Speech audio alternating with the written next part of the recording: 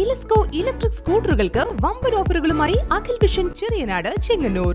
വെറും 10 രൂപയ്ക്ക് 150 കിലോമീറ്റർ വരെ യാത്ര. സ്മാർട്ട് ജനറേഷനു വേണ്ടി smart scooter. Akhil vision Cheriyanad Chengannur. സംസ്ഥാനത്തിന് അനുവദിക്കുമെന്ന് പറഞ്ഞിട്ടുള്ള നിർദ്ദിഷ്ട എയിംസ് ആലപ്പുഴ ജില്ലയിലായിരിക്കുമെന്ന് കേന്ദ്രമന്ത്രിയുടെ ആവർത്തിച്ചുള്ള പ്രസ്താവന ഏറെ സ്വാഗതാർഹമാണ്. നേരത്തെ മന്ത്രി ഇത്തരത്തിലൊരു പ്രസ്താവന നടത്തിയപ്പോൾ തന്നെ പ്രവാസി കോൺഗ്രസ് ആലപ്പുഴ ജില്ലയിൽ സ്ഥാപിക്കണം എന്ന നടപടി സ്വീകരിക്കണമെന്ന് ബന്ധപ്പെട്ടവരോട് ആവശ്യപ്പെട്ടിരുന്നു.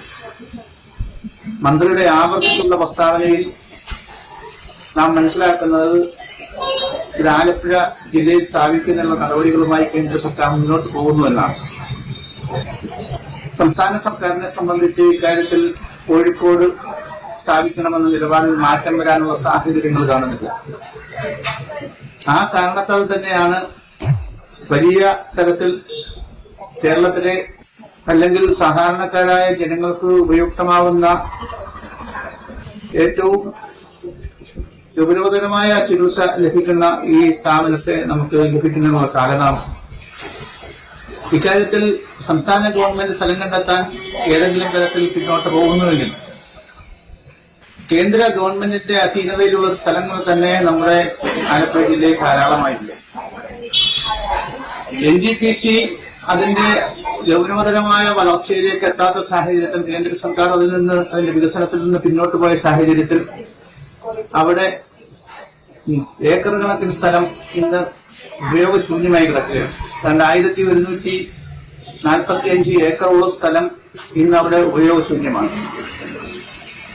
അവിടെ എയിംസ് സ്ഥാപിക്കുന്നതിന് കേന്ദ്ര ഗവൺമെന്റ് നേരിട്ട് ഇടപെടാവുന്ന സാഹചര്യമാണ്. NTPCയിൽ നിന്ന് ഇത് എയിംസിന് ആവശ്യമായ തലത്തിലേക്ക് കൈമാറ്റം ചെയ്യുന്നതിന് കേന്ദ്ര സർക്കാരിന് തന്നെ കഴിയും.